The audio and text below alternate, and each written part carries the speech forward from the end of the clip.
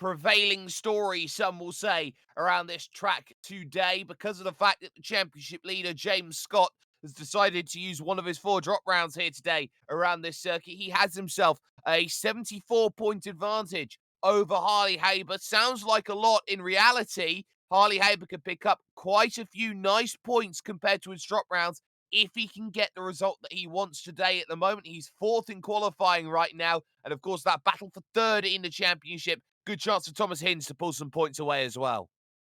Yeah, it is pretty interesting up the front, but with the drop round starting to take effect, James Scott has driven an awesome season, 1881 points across the 8 counted rounds. That's an average of 235 points a round, which is, in this series, a really, really good showing, and I think it's going to be pretty hard for Harley Hebert to take him down at this point.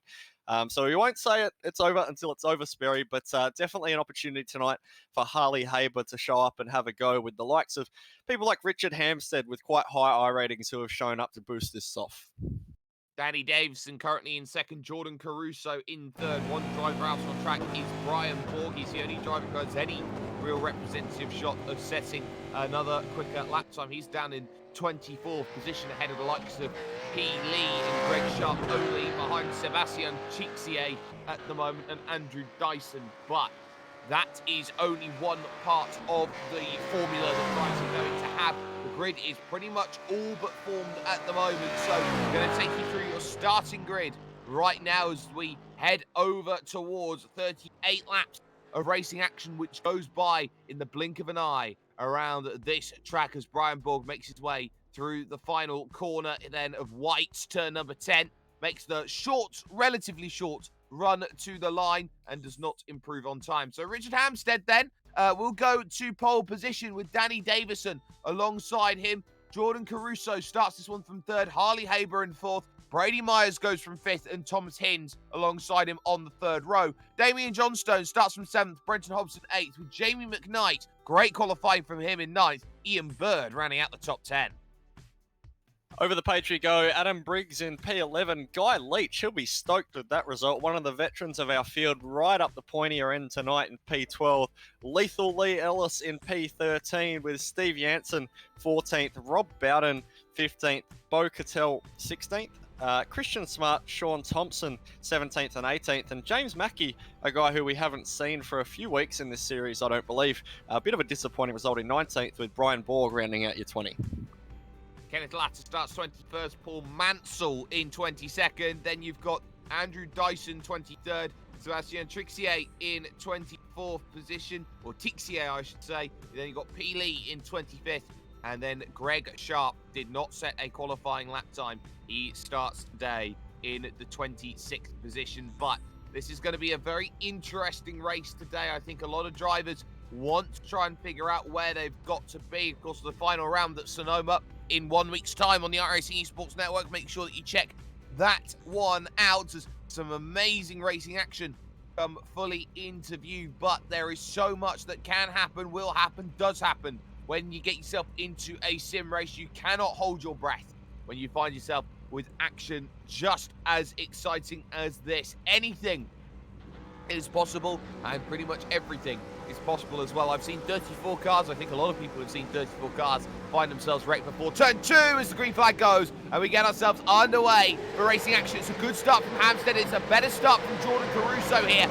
Gets down the inside of Danny Davison, looking for the move done at turn 2. Gets himself a little bit caught there on the inside, and suddenly Hebert's going to pick it up, heading into Clayton's corner, turn number 2, and looking for Quebec at turn 3 as he looks to try and maybe attack Danny Davison. Great run. All of a sudden, Brady Myers wants in. Almost contact there.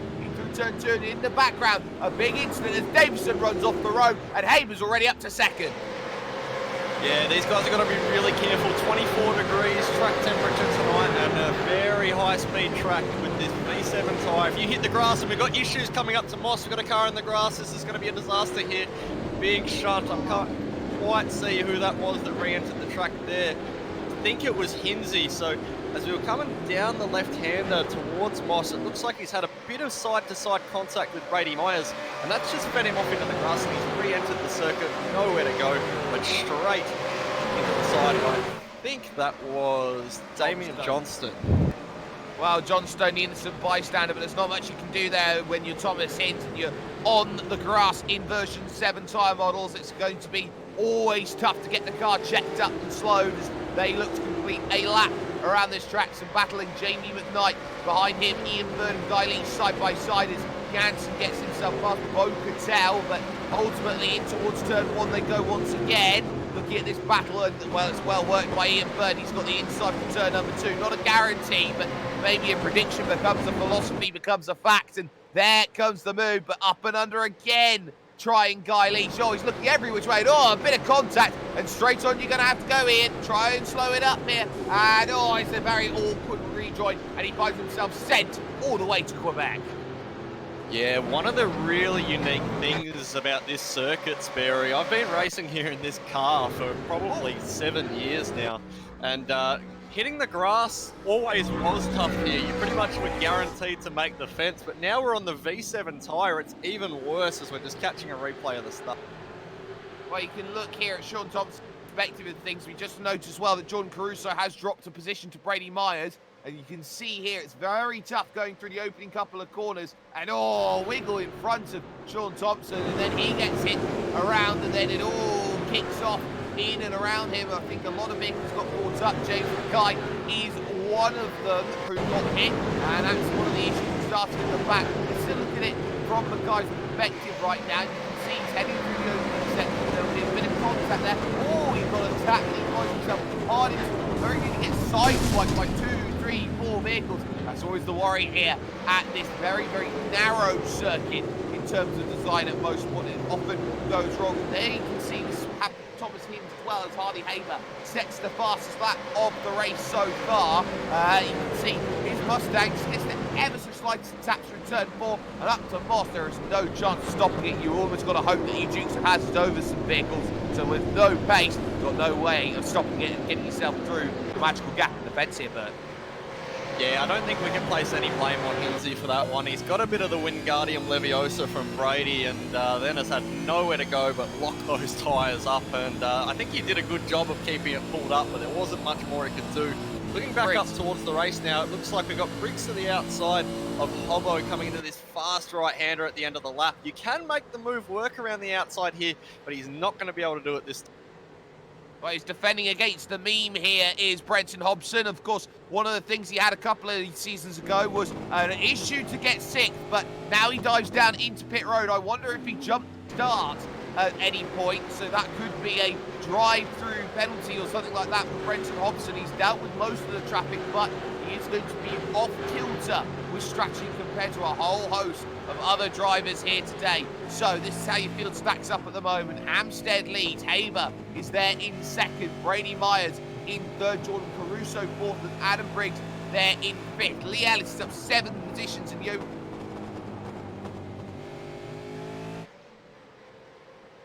Including the likes of Christian Smart here today. Gainers, who is up a fantastic 8 places off the opening couple of laps. Greg Sharp, who started dead last, he's up 9 places already off the start. So good positions have been made. The battle on track though, Bo Patel wanting to find a way through. Steve Janssen, the target. Yeah, Bo, a guy who's been racing this car for a very long time, certainly took some breaks. You've mentioned him in the second half of this season racing this car again, so good to see him out in some battles. But I'm really impressed with Richard Hampstead at the moment. It is really hard to lead around Mosport. He's probably trying to save a little bit of fuel, as Harley will be behind him. But Richard historically has been quite successful here. It was known back in the official series back in the day. This was one of the tracks he could really challenge Madison down. Many other tracks Madison just had his measure, but this was one of Richard's tracks always. So really excited to see if he can come away with the W tonight. Well, we'll see if he has that ability. He's got to deal with the Vegemite of sim racing himself. Hardy Haber, you either love him with a passion or you hate him with your guts. That seems to be the way that drivers and fans look at Hardy Haber. He's a personality, and it's something that I said on a Sunday or 2 ago. It seems that no matter where you look at Harley Haber within a race, he always is influencing it somehow. Yeah, I think there's no doubting he certainly has an impact. Whether that impact is positive or negative, we'll find out as this race goes on. But I am quite keen to see the Haber versus Hampstead battle. these are two guys who don't back down and don't take it. So if Hebert wants to start getting aggressive with Hammer, Hammer's going to feed it right back. Exactly, it's very much a case of transference of kinetic energy with Richard Hampstead. You're better off saving it for a clean move, because if you start getting nasty with Richard Hampstead, well, Richard Hampstead is probably one of the nastiest players of the game when he can get into his own element right now. Brenton Hobson has almost fallen one lap down after his pit stop, and now he's got this really tough challenge of making sure that the pace is still there for him as he becomes an influence for these drivers at the front of the field. 5th and 6th and 7th at the moment is Briggs versus Ellis versus Jamie McKnight at the moment as they head themselves down the very, very precarious turn number 2. And it is worth talking about that turn 2. It's the place where most drivers get it wrong. It's an incredibly fast left-hand bend down the hill, and if you get yourself even a tyre onto that grass, you find yourself in a wall full of tyres, Burton, and your race is over. And that was the case even in the old Supercar on the V6 tyre. On the V7 tyre, it would be even worse. You're pretty much guaranteeing yourself a crash if you even slightly drop a tyre. But one guy who I'm paying a bit of attention to at the moment is actually Brady Myers. His pace has been really good as these tyres have come up to temperature, and I think he's actually a little bit quicker than Hebert and Richard at the moment. He might have dropped a bit this lap, but I'm really keen to see if he can get stuck in this lead battle. The only issue is until he gets into that toe, he's going to be burning so much fuel than these two. Yeah, he was 0.04 of a second quicker than Richard Hampstead that last time by, was the Logitech G Ultra C Sports driver, as Hobson dives out of the way, as that's 17 flat this time from Brady Myers, so he loses a 10th compared to his competition, which is a full 1.2 seconds in front of him. So you could say here, Burton, he is on the fringes of that draft, but the fringes don't necessarily give you all that you need around here. Yeah, the other thing is these new generation supercars are very, very aero dependent compared to the previous generation. And when you're floating around that 1 second barrier, it can get really awkward with the aero push. It makes the car really start to push without getting any straight line gain. So I think that could be the little bit of a barrier that Brady's hitting at the moment. I think if he starts to hit his marks, and especially if these two start to fight, he's certainly still in this. We won't count him out just yet. But it looks like Richard's actually managed to pull a little bit of a margin this lap over Harley. I think Richard's pace is probably better, but Harley's just been kept there by the top. Well, that toe becomes crucial down the Mario Andretti straight, and of course it's not quite straight. There's a couple of kinks here and there which often go through as we look here at this battle continuing out on track. Back. Oh, we just seen a car go around there, and it's one of the Holden vehicles as we get a Motorsport simulation replay. I believe it's Guy Leach who's found himself not in a nice place. He runs wide through Moss Corner, easy to do because it's up over the hill, in camber to off camber, and then he has to try and find himself a very awkward rejoin there as he was spread eagle over the exit curb. Yeah, just looking up the front as well, Hammer has put the hammer down. He's ran a 16.7 last time by to Harley 16.9, and Brady Myers back to a 17 flat as well. So Richard, I think, has maybe hit that point that he's realised his tyres are good. We've known all season that Harleys like to run a little bit more aggressive of a setup, and the longevity in his tyre hasn't quite been what his competition has. So I think Richard's maybe thinking, if I can break this toe, we can maybe pull away and then control this race.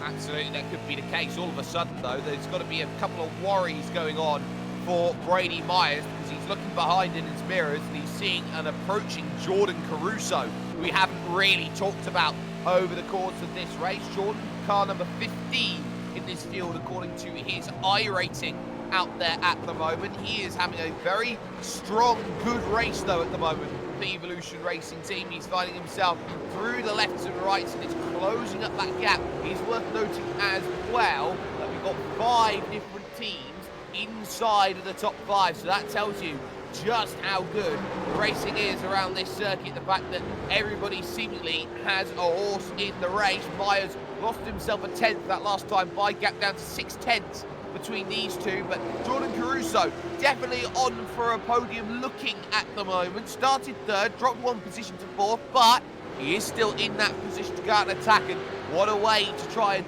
make sure that you are good by someone who is perennially been a top driver in Brady Myers.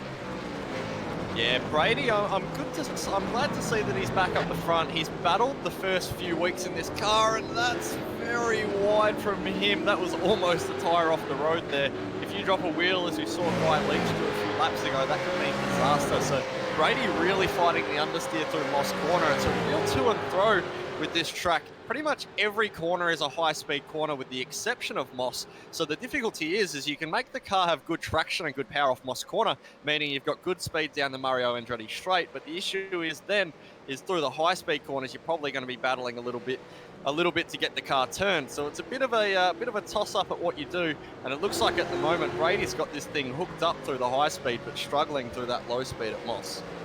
Yeah, and that always becomes a big difficulty factor. You always got to trade a little bit in terms of your setup at the moment. Look at the gap between Hebert and Hampstead, just a couple of tenths of a second, a quarter of a second as they go through turn number one. So really is on at the moment here for the race lead. Harley has seemingly come back into his own, and Hampstead has dropped a couple of tenths. Very narrow off of the exit there of Quebec corner goes Richard Hampstead as he makes his way through the small left-hander that comes up before Moss, and on the brakes doesn't really have to worry too much about a move at the moment. Hebert is content to stay behind on the Mario Andretti, and this really does become a case of Harley Hebert's got to be wise in this situation. If he can effectively stay behind Richard Hampstead, he can run him out of fuel and force him to pit earlier than he needs to at the moment. It becomes a big question game. But when you got the toe, you might want to start looking immediately, and this is what he's going to do down into turn number 8 right now. Try and get the move done immediately at the first opportunity. Can't hold the speed, though, as they head into turn 9,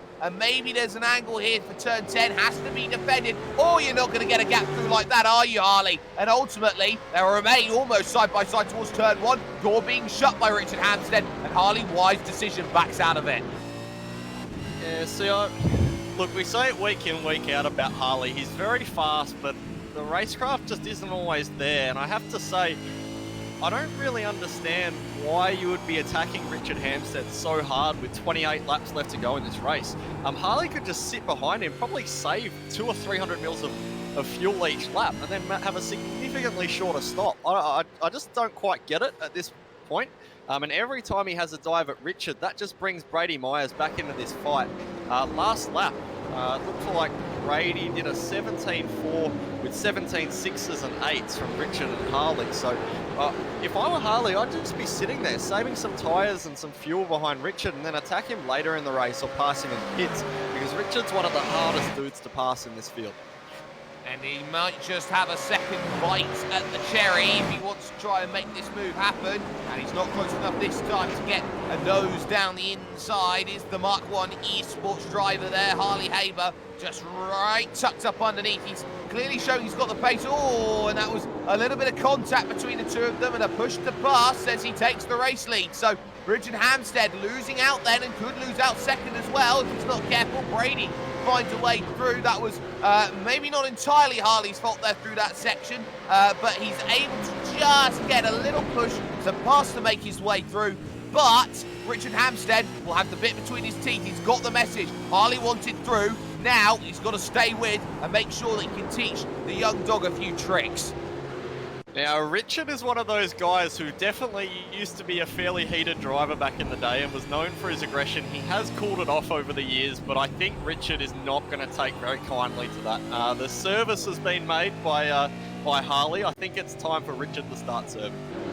Yes, but you've got Caruso now, and you've got Myers on the back. Both of whom will want to try and get themselves into play for this. Hebert will try and break away as quickly as he possibly can at the moment, though, in this race. Maybe he's on a different strategy, use up the fuel now, and maybe have that stop maybe slightly longer when he gets himself in, but he then builds the gap, which allows him to have that slightly longer stop, and maybe as that difference maker. We'll see. No takers on the lane here. A lap 12 of 38, going on to lap 13, so already a quarter distance through this race. This is going to be about an hour's length that we're going to see as one vehicle tries to test the tyres out and test the suspension coming down pit road. That's Andrew Dyson. He's 9 laps down at the moment, so drivers trying to race for iRacing and safety rating purposes. They're going to have some scraps.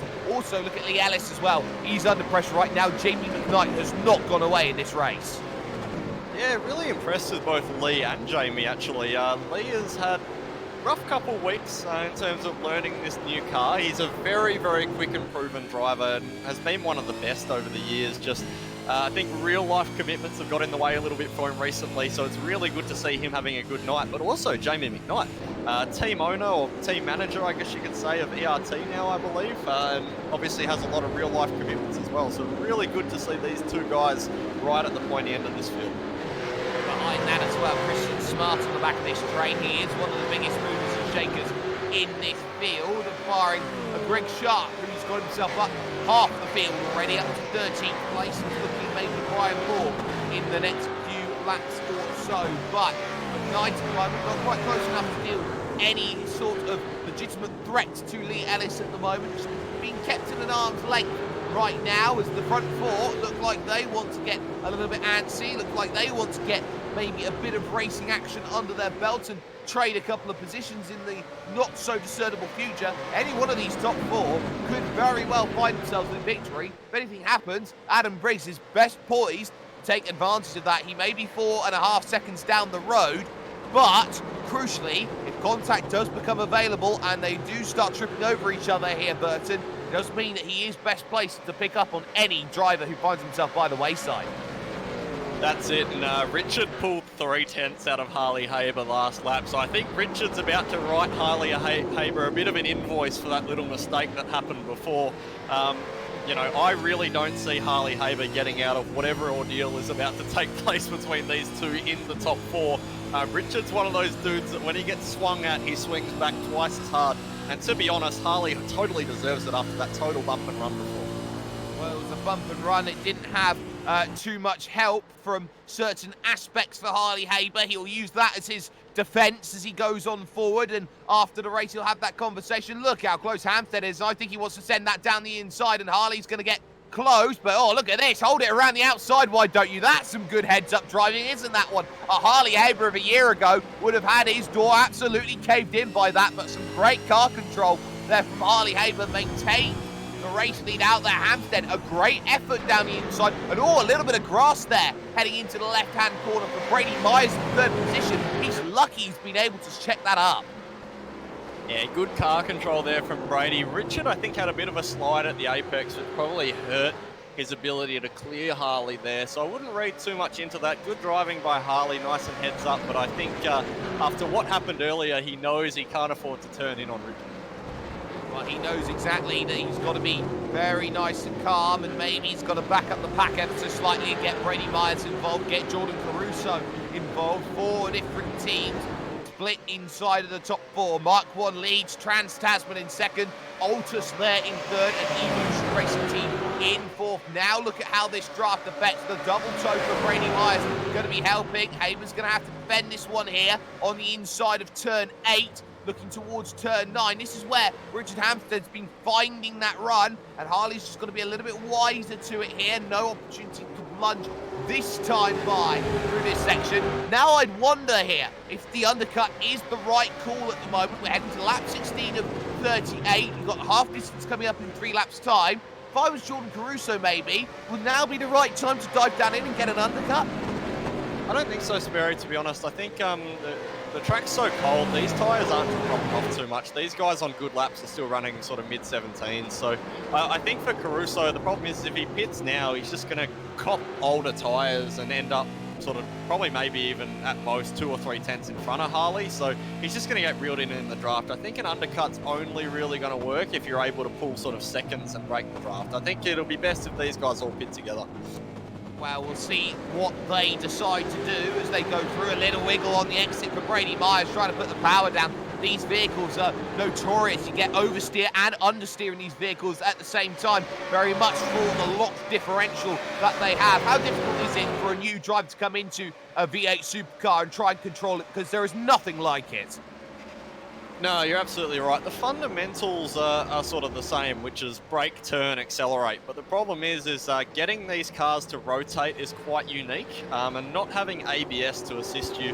They're actually not too dissimilar to the GTE cars to rotate, but the problem is like a GTE car on corner exit, if you come in half sideways, you can get on the throttle and the traction control is going to save you. Whereas in these, if you get on throttle sideways at the apex, it's just going to slide throughout the exit. And we've seen this season that you hurt these rear tyres or overheat them on the V7 tyre model, and you just get punished massively for the next few laps. So I think there's certainly a unique driving style to it, but I think the trickiest part is actually the racecraft. So you're passing, you're overtaking, your door-to-door action. It's sort of very unique to supercars in Australia and makes the racing so good, but so difficult to learn.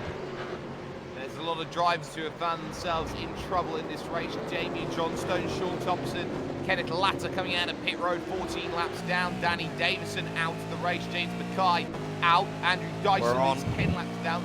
You've got also Ian Bird 8 laps down, but we are on absolutely for the race lead. Here comes Hampstead, looking to the outside then of Harley Haber to try and get it done. Haber was to the inside very early, making sure Hampstead's gaining the longest road to try and make it all happen. But again, nice and neat there from Harley, able to cover off the move through turn number 8. And then through 9, he's got to be wise. There's the look at 10. Caruso dives down onto the lane. Hampstead's going to go around. They all check up. Myers may just find the lead. Hampstead was always going to look. A car width was given, but Jordan Caruso suddenly is going to come out of this smelling of roses.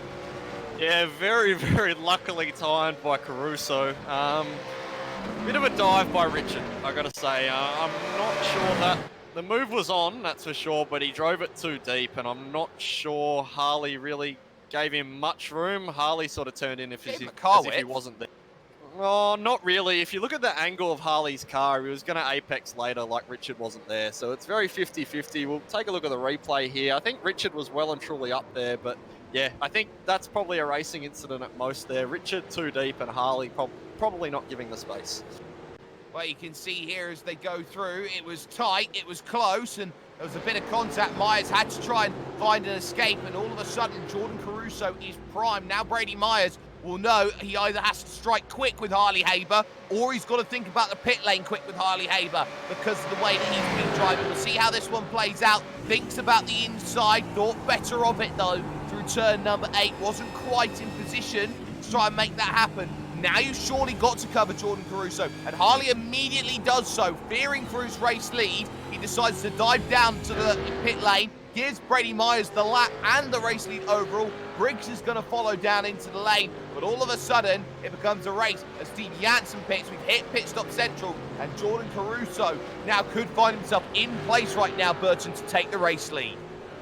Yeah, I think with how cold the track was, noticing qualifying, everyone's first laps was actually 1.3 or 1.4 seconds slower than their actual flyers. I think Richard did a 17.3 and then a 16 flat for pole. So the tyres really take a long time to come on here. So I think a 1 or 2 lap overcut. My pick is actually on Brady Myers to come out of this thing with a race lead. Jordan Caruso will be up to tyre temperature now, but he's definitely come clear of Harley Haber. But I think if Brady can do this in-lap quite nicely, I think he may end up in the lead. Well, it's going to have to be a massive in-lap, or out-lap even, because you're looking at Jordan Caruso. He's got himself about 4 seconds now on Harley Haber. So Brady Myers, he's got to go at light speed if he wants to get this one done, and get it done properly as well. It seems like that they've cost themselves a whole heap of time. Remember, they had to try and get the power down on the final corner, and they really, really struggled. Brady Myers decides, I have to come down in. I'm going to lose too much time otherwise. So he gets really aggressive, looking for that pit marker. It's only 56 kilometers an hour they need as they go through. Lee Ellis dives in. Jamie McKnight, though, is staying out for Evolution Racing Team. A bold strategy call as he looks to try and get his strategy working in nicely at the moment. There's also Rob Bowden, I believe that is, staying out as well, out on track. There goes Guy Leach into pit lane, and here comes Sean Caruso now, looking to go through. Where's Brady? Well, he's coming out of pit road right now, but he's not going to get up to speed because Jordan Caruso, well, it's see you bye. Yeah, still a pretty good effort from Brady, I think. That's not bad. He's got 2 laps newer tyres. He's going to lose a lot of time on this first lap with the cold fronts, but I think Brady's played that pretty nicely. I think going that extra lap or 2 is really going to pay dividends later in the race. But you see now, look at the understeer on that Altus Commodore, just trying to get the thing turned on cold tyres. That was a second loss right there. Well, he was trying to steer a battleship, and if anyone knows how good battleships steer, it's not very. that being the answer. So Brady's got to get into the groove. He can't afford to drop the second, but I think he just has. And once his tyres get up there, he's going to be well poised to try and get through. Hebert's dropped all the way back to 3rd position overall. And get this, in terms of strategy cars being played overall, Lee Ellis has gone and jumped Adam Briggs then for net 4. Yeah, so Lee's putting on quite a show here. I'm pretty happy with how Lee's doing tonight. As we said earlier, he's going to be right in this fight for, I think, 4th, effectively now. So, yeah, really keen to see what Lee can do. Well, Lee Ellis has got to hold off Adam Briggs, who has been a great up-and-comer over the course of this series. He's been knocking on the door time and time again. Jamie McKnight down in on the lane with Rob Bowden. That will hand the race lead back to his teammate, Jordan Caruso, out there on track, who has 1.5 seconds now at the front of the field. But out of pit road, Jamie McKnight, the overcut not quite working for him. He's dropped off the back of Briggs and Lee Ellis, that is, and now finds himself in no man's land with Christian Smart just behind in the Gone Rogue racing car. But look at Adam Briggs trying to look then towards the Quebec corner, and for the time being, not quite close enough, but giving Lee Ellis a fight. Yeah, that's it. As much as Lee's pace hasn't been as good as what it was, say, a few years ago, he still knows the technique of how to drive this car. His braking is still very, very strong. He may not have the outright mid-corner speed, but he's still very strong under brakes. So this is not going to be an easy mission for Briggs. I think he's going to have to get a big toe down this back straight, probably try and do it the hard way around the outside as they come into the fast right-hander. Oh, don't give him a channel there, Lee. You've got to be careful about that, and he wisely covers at the second part, and Briggs has to go around the outside if he wants to get it done on the Trans-Tasman machine. And again, trying around the outside. Inside comes turn 9, but he's got no overlap anymore. And Lee Ellis able to hold off the position right now with a relative ease through that section of track. That's the prime overtaking opportunity, you would have to say. But brave men try at braver places than that. But Adam Briggs knows to be wise. He will sit, he will wait, he will look for a better opportunity a little later on in this race. So let's just keep an eye out on the time. Brady Myers, 4:10, still slower than Jordan Caruso, but those tyres, of course, this cold track really does hurt the driver who pits later. Yeah, that's it. And I think Jordan Caruso, certainly driving a really good race. He wasn't my pick to win, that's for sure, but he's landed himself in position to take what I think will be probably his first Monday night main soft win here on the SimSpeed broadcast on the iRacing Esports Network. So that's a big thing for him. Of course, a lot of pressure. And as we say with this track, Sperry, one little mistake can not just lose you a position, it can end your race. So still a very long way to go. We're coming up on 16 laps to go. So he's got a long way to stay in front of what is a very fast and very experienced Brady Myers.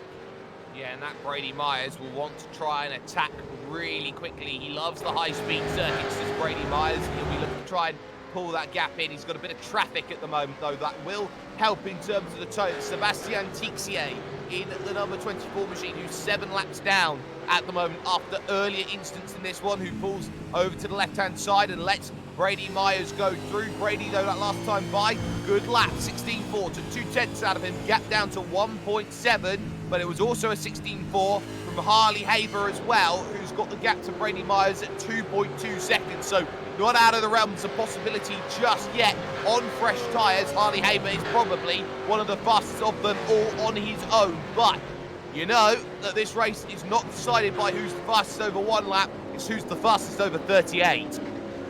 That's it, and I think Harley, he's probably got a little bit of aero damage from that contact with Richard both times. So I think Harley's probably going to struggle to get back in this unless he starts to get a sniff of the toe. So I think if you're Harley Haber, you just run your laps, minimise the gap as much as you can, and then if Brady Myers and Jordan Caruso start to fight, that might be you're in for the race win.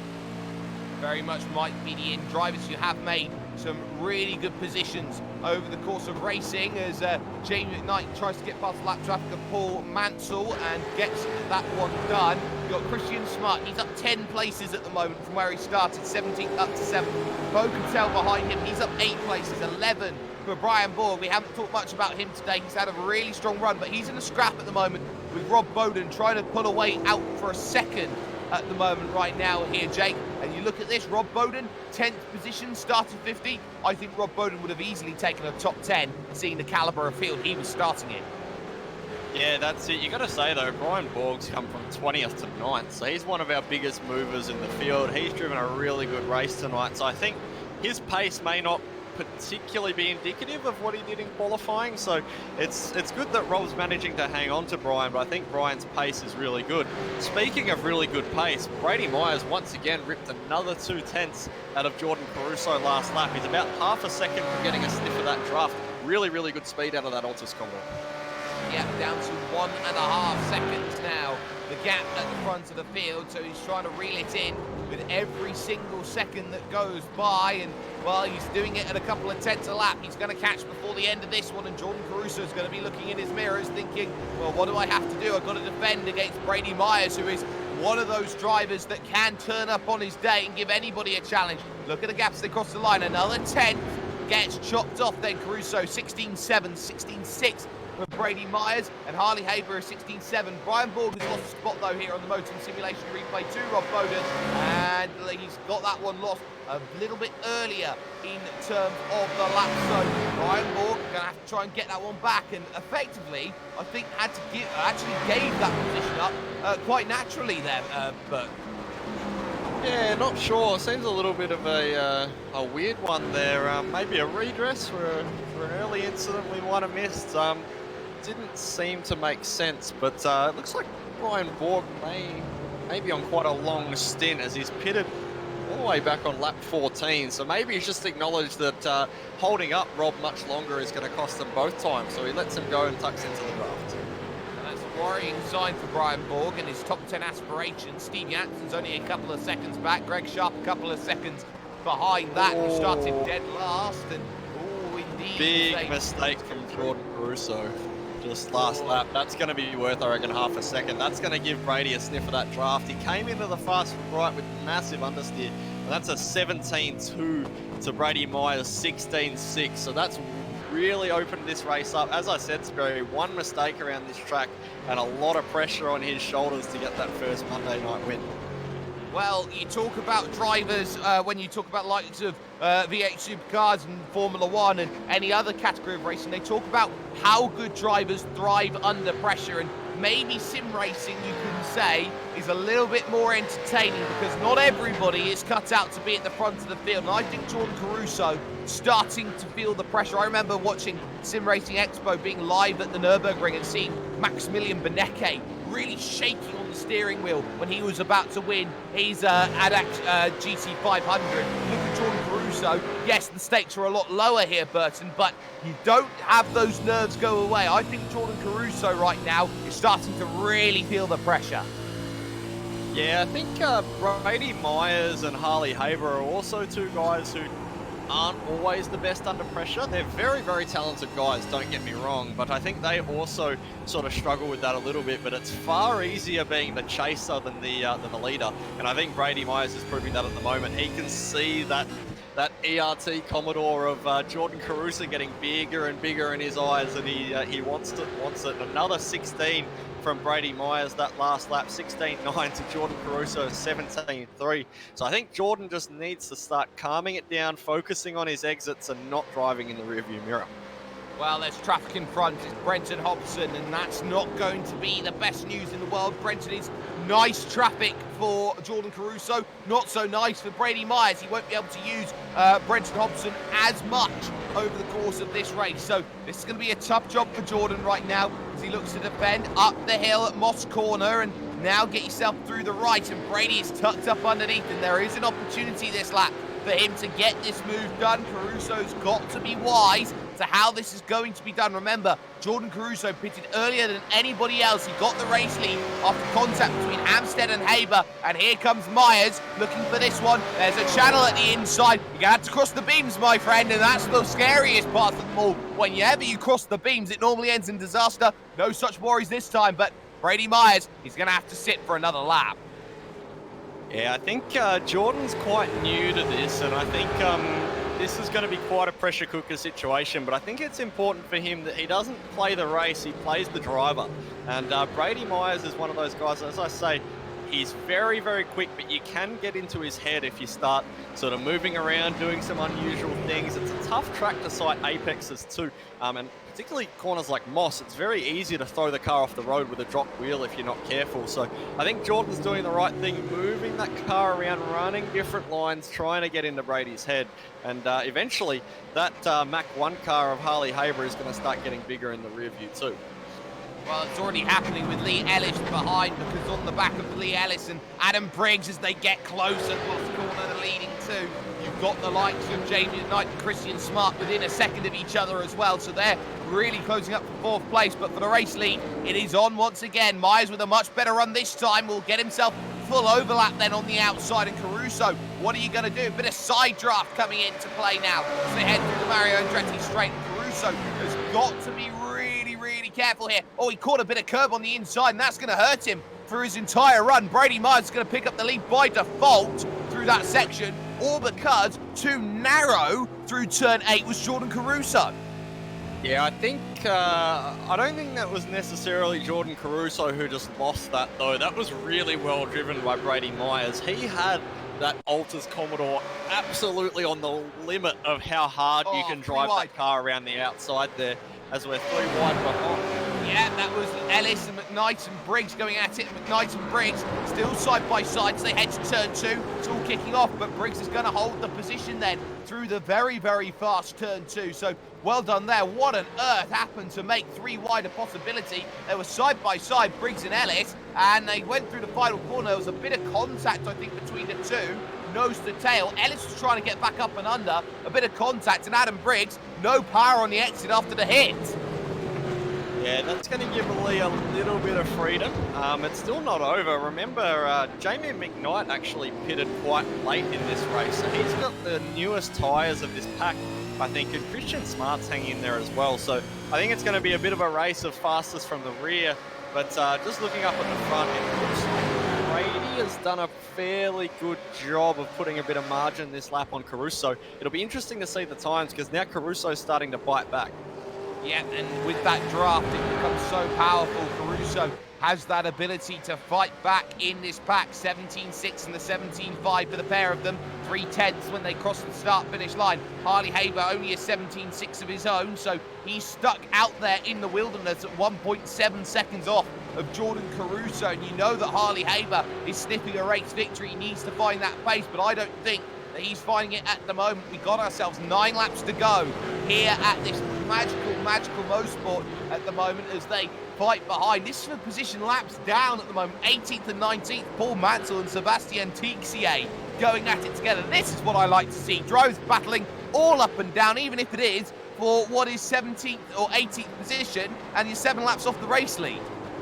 That's it. We love that on iRacing. You've got a chance to fight no matter what iRating you've got, no matter what part of the field you're in. But it looks like a mistake from Brady Myers down at Moss Corner that last time by. He's just dropped a wheel trying to drive it a bit hard. He's done well to recover. Normally a drop wheel on the V7 tyre there is a nightmare. We'll catch a modem simulation replay of it.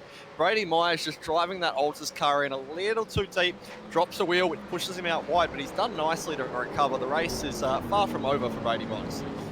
Absolutely, and now they're bringing Harley Hebert into the mix. Maybe that is just what Brady Myers wants. I'll let Harley go out and attack, and if he takes Caruso out, I can walk scot-free over towards victory. That is the mistake you can just see on your screen. Brady Myers pushing a little bit too deep there, and just getting the wheel off, and that really does hurt Hebert now within a second, and will just pick up the fringes of the Brady Myers draft, and that is not what anybody in that front train wanted to see. It's closed up again, though, for 4th, 5th, 6th and 7th at the moment, with the likes of Briggs again looking to attack Lee Ellis. You feel he's already got the move done once on him already today. They've also got to be careful behind. Bogatel in 8th place is only a second and a half off of Christian Smart right now.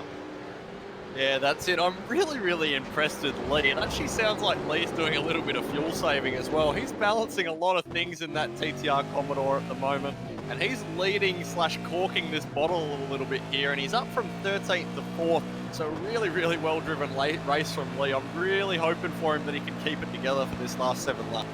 Well, there's a few laps that they need to get it right. As a little bit of a different line from Brady Myers there, and he's going to have to be careful about it. Briggs really close to the back of Ellis, but can't get it done at the moment into 8, 9, 10. Maybe trying to open up for turn 10, but he takes a different line ever so slightly, and that will mean he won't have that opportunity. Ellis runs slightly wide, though. Oh, no, no, no. Not like that. Into the fence they go. Christian Smart will thread the needle. Briggs will redress it because that's the character that he is. He has no obligation to in an official race, but he does so anyway. So through goes Christian Smart all of a sudden, up into 4th position. McKnight 5th, Cattell 6th, replay on the screen. Just a massive closing speed difference. Yeah, Lee missed the apex a little bit, and Briggs drove it in normally and sort of got on the throttle, not really. I think Briggs has to take total responsibility for that one.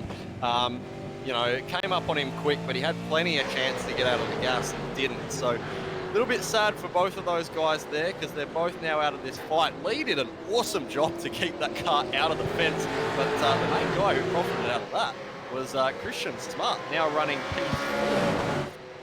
And that P4 is going to have to be defended hard. Jamie McKnight is really hoping that a P4 is going to be on the cards here at the moment, using the draft well to his advantage and thinking about looking to the inside potentially. No, not going to have it there as he looks to try and go through, so he's going to have to sit and wait in the latter stages then of this race. Gap at the front, 0.6 of a second for Jordan Caruso, 0.8 then back to Harley Hebert. He was the slowest of the 3 drivers going over that last time by and dropped 0.2 of a second. So Hebert's tyres, remember, they could be starting to go on the Mark 1 sets, which do not like running long at all. And this is where it's going to come into play for the other two, Caruso and Myers. They are both going to be best poised here for the final few laps of this race. Yeah, I think tyres played a big factor in that little lead battle we saw a while back. Jordan made a couple big errors with the tyres, I think, and well, I think the tyres are what caused it, because then Brady Myers 2 laps later, who, let's remember, is on 2 laps newer tyres, I think then his tyres went away, and that's how Jordan was able to get him back. So I think tyre management, or the cliff, sort of occurred all of a sudden, and that's what those two had to deal with. The fight's still on for sure. Absolutely it is, and these are some of the best operators in Australian sim racing that you're looking at right here, ladies and gentlemen. Through the right, they come along with 8 into 9 and 10. They come along once more, and once more it's a case of setup play for Brady Myers. He is nowhere near making this move to try and get into the race lead just now, but he's got 5 laps now to try and get it done, to catch 0.4 of a second. That's a great lap from Brady. A 17.4 right now gets the job done on what is wanted. Caruso will be looking in his mirrors once again, as will the pack for 4th position on backwards. They will be looking at maybe, well, what's the next position going to be?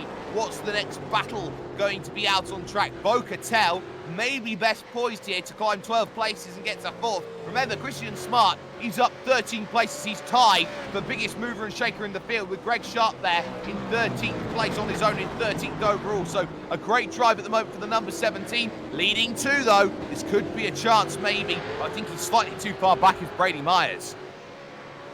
Fastest lap of the top 3 last time by, though, was Harley Hebert. He does seem to be keeping those tyres on it. I think if he can get a sniff of that draft or these two start fighting, it's certainly going to be on. This lap by, though, 4 laps to go. Time is running short for both Brady Myers and Harley Hebert. So if you're any of these 3 drivers in this front pack at the moment, you're moving that brake bias back, you're throwing rear bar at it, you're trying to make this thing turn and pull off the corners as hard as you can, just to throw everything at this last couple of laps. Traffic gets out of the way very early. It's P. Lee. He's 5 laps down. He gets out of the throttle. He goes 6 laps down right now. And all of a sudden, again, from some very consistent laps, 17.6 from Caruso, 17.6 from Myers, 17.6 from Harley Hebert. You can put a tow bar between them. There would be no differences in terms of their lap times as they go through. Smart is very well holding off. In fact, Christian Smart was faster than the leaders last time by. He did a 17.4, and that just shows you Christian Smart is holding well with the pace right now, and he is only worrying about cars behind instead of cars in front. He is the fastest man on track right now. Oh, Caruso's wide. That's going to have him off. He's going to be wide. That's going to give Brady Myers the lead of this race. And that's actually tightened Harley Hebert's exit a lot now. So we're about to go 3 laps to go. So I think it's pretty fair to say after that, this is Brady Myers' race.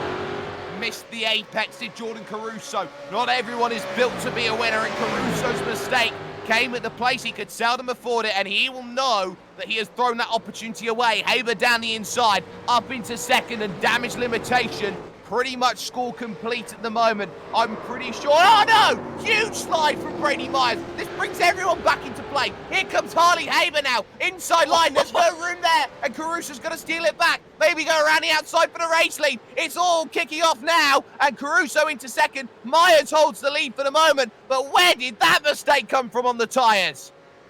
Yeah, I think he's caught a little bit of grass on corner entry to that last corner there, and that's punished him a lot. As I say, these guys, they've got no tyres left on these cars. They're fighting for everything they've got. The bars are probably maxed and min to hell. They're just trying to make every last bit of pace out of these last 2 laps. And as I say, big mistakes from Caruso and Brady, but I loved that block that Brady Myers made on Harley Hebert. Great recovery from him to keep the race lead. But Caruso is now going to try and profit on corner exit. Brady Myers, remember, that big slide is going to massively hurt his rear tyres with just 2 laps to go. Absolutely it is, and you've got that pack as well at the back. Briggs, Cattell, McKnight and Smart fighting for best of the rest at the moment. The podium battle though on, and here comes Caruso again, looking for it. There's 2 laps to go when they cross the line. Slightly wider line taken then by Brady Myers. That will allow him to open up turn 9 very nicely, but through towards turn 10. Do you dare make a move now, or are you going to have to save it for 2 laps to go, to 1 lap to go, or to the final lap? Now there's only 2 remaining, and Caruso's got to pick and choose his moments, as does Harley Hebert. He can't afford to be rash Harley. He's got to be a very brave Harley Hebert in the back in third and wait for the opportunity to present himself to him. At the same time, though, Sperry, the times are so close at this track. Harley can't afford to make the kind of move that's going to lose him too much time. He wants to win this race. If he wants to have any chance against James Scott in this championship, he needs to win, not finish second. So if he makes a move on Caruso, it's got to be with as little time loss as possible. So he's still got that lap and a half to chase Brady. Well, he's got to be in position first, as Caruso's the more likely, it seems, to try and make an overtake as they go through into the right up, tucked underneath, but the exit speed will be there for Brady Myers, but it won't be enough. The draft is so strong in these Mustangs and these Commodores as they look to try and get on the power. A white flag will be coming up in a little bit. Here comes Jordan Caruso then. He'll have to go the long way around to try and get it done, or is he going to lift out of it here and try and work out to make the move? I think he lifted out of it then to try and get it done. So he's going to sit and wait for the last lap to get that move sorted. Here is Jordan Caruso to try and recover the race lead here and get it done. Hebert sat there in third, and this is the white flag lap coming right now. This is all about setup then here in Bowmanville, Ontario, Canada, here for the final 3.96 Ks of this race. Turn 1, no worries, wide from Hebert behind though. That will drop him maybe his opportunity at maybe getting a move done through the very, very fast and ferocious turn 2, 175 Ks.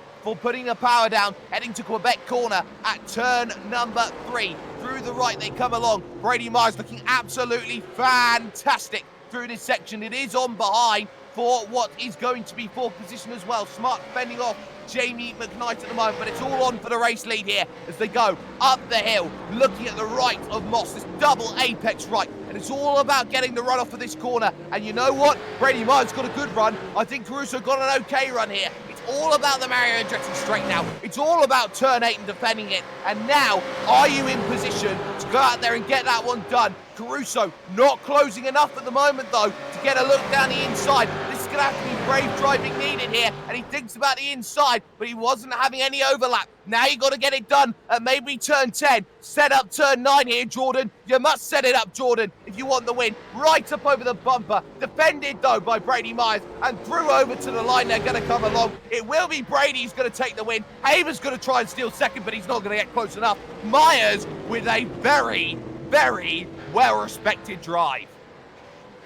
Yeah, really good win there by Brady. I wouldn't mind analysing that last couple corners again, but we'll go through the rest of the field. Christian Smart, driver of the night, I think 17th to 4th, but we are looking at this fight for what is P12 between Leach, Sharp, and is that, I believe, Thomas Hinds, who's on a bit of a recovery drive.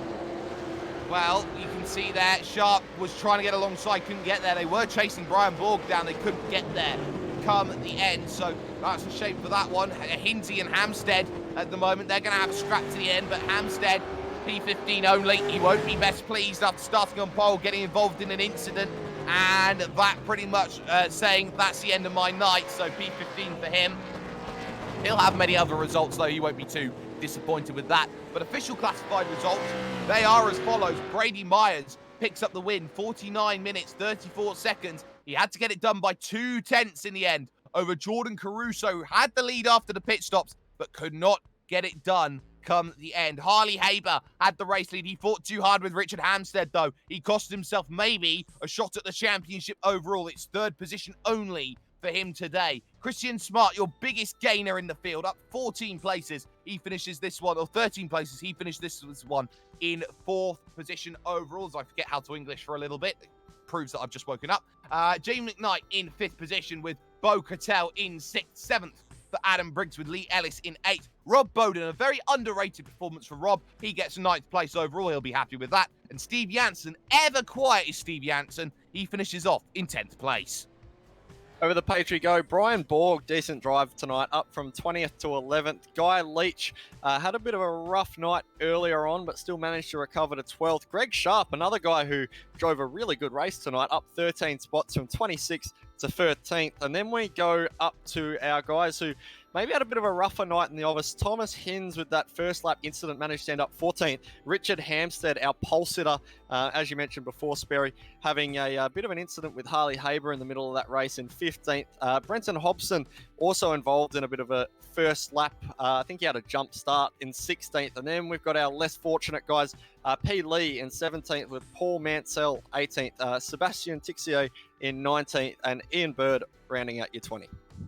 And this is retirement central now. Andrew Dyson finishes off in 21st classified. And then Kenneth Latter, James Mackay, Danny Davison wasn't a happy bunny tonight. He finishes 24th, or doesn't even finish, so to speak. Sean Thompson involved in lap one, along with Damien Johnstone as well. There's the 26 that find themselves all in trouble. Some of them having a very fantastic run of things. But they do know as well that it is the end of the season. In a week's time, they head to the magical Sonoma circuit, which has been fantastic for Australian touring car racing. And Burton, you look at, say, a track like Sonoma, or a cup layout, it is very much built for being close and having a good attempt through the final few corners, and really a track that is built for this style of racing. Yeah, it's a very stark contrast to where we've been this week. Sonoma, very tight, lots of tight direction change, big braking zones, that sort of thing, and very, very, very hard on tyres. Of course, we also head next week to Sonoma for the V8 Supercars Online Premier Series as well. So that means a lot of these guys will be a lot more practiced than what they have been in previous rounds. So really excited to see what kind of show we can put on next Monday. Sonoma, always a good track for racing, especially, and with the strategy involved, I think it's going to be a hell of a race. And of course, Monday night, V8 also marks the end of the regular season calendar for 2020's first season on iRacing. And that, of course, heralds in week 13 and then the dawn of a brand new season. So make sure you check out all the action that goes on the iRacing Esports Network over the course of this next week. But, of course, a big thanks has to go to Motion Simulations, who get the replays done for us, from Jay Kennedy on the cameras, from one fantastic Jake Burton on my left-hand side. I have been, of course, Jake Sperry. It's victory for Brady Myers. He had to work hard for it. Mistakes were there for all drivers at the front of the field, but the one who made the least was the driver in number 2. Alters have their victory, but the championship goes to the wire. We'll see you at Sonoma in 1 week's time.